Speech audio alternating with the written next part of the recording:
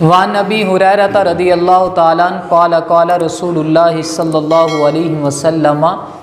آیات المنافقی ثلاث۔ حضرت ابو ہریرہ رضی اللہ تعالیٰ عنہ سے مروی ہے، نبی پاک صلی اللہ علیہ وسلم نے ارشاد فرمایا کہ منافق کی 3 نشانیاں ہیں۔ منافق کی 3 نشانیاں ہیں۔ اذا حدث کذب،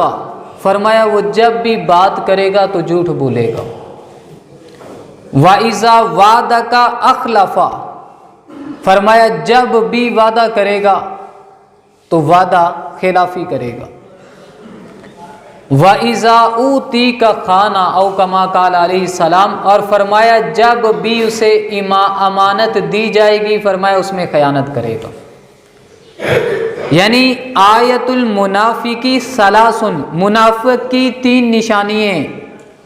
فرمایا جب وہ بات کرتا ہے جھوٹ بولتا ہے، وعدہ کرتا ہے وعدہ خلافی کرتا ہے، اور جب کوئی اسے امانت دی جائے تو امانت میں خیانت کرتا ہے۔ تو آیا کہ یہ جو 3 نشانیاں ہیں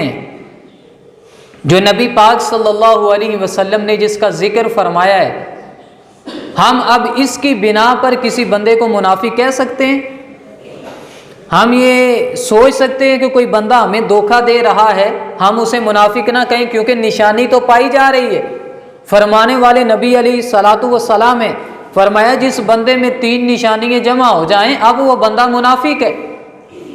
وہ بالکل منافق والے کام کر رہا ہے، اور منافق جہنم کے سب سے نچلے درجے میں ہوگا،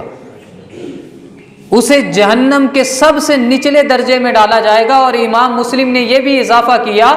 فرمایا کہ وَإِن كَانَ صَامَ صَلِّي زَامَ إِذَا مُسْلِمٌ، فرمایا وہ بندہ نمازیں بھی پڑھے روزے بھی رکھے اور زام مسلمون، فرمایا اپنے آپ کو مسلمان گمان بھی کرے، لیکن یہ تینوں کام اس میں پائے جائیں،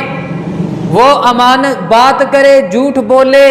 اور وعدہ کرے وعدہ خلافی کرے اور امانت میں خیانت کرے، فرمایا نمازیں روزے کوئی چیز کام نہیں آئے گی، وہ بندہ منافق ہوگا، جہنم کے سب سے نچلے درجے میں داخل کیا جائے گا۔ یعنی معیار یہ ہونا چاہیے کہ یہ نہیں ہے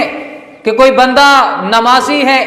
اور پھر کہے کہ میں امانت میں خیانت بھی کروں، وعدہ خلافی بھی کروں، بات کروں اور جھوٹ بھی بولوں اور میری نماز مجھے بچا لے گی، فرمایا ایسے نہیں ہو سکتا، فرمایا یہ منافق ہے۔ منافق کی نشانیاں پائی گئی ہیں، نبی پاک صلی اللہ علیہ وسلم کے دور میں جو منافق تھے وہ بھی تو یہی کرتے رہے، اپنی زبان سے کہتے تھے کہ آپ نبی ہیں ہم آپ پر ایمان لائے، لیکن جب تنہائی میں جاتے تھے تو آپ کی مخالفت کیا کرتے تھے،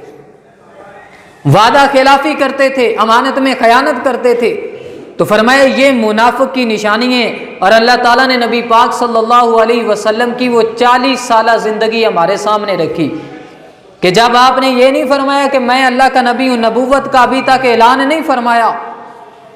تو لوگ آتے ہیں نبی پاک صلی اللہ علیہ وسلم کے پاس اور اپنی امانتیں رکھتے ہیں۔ بڑے بڑے کافر جو ہیں نبی پاک صلی اللہ علیہ وسلم کے پاس اپنی امانت رکھتے ہیں،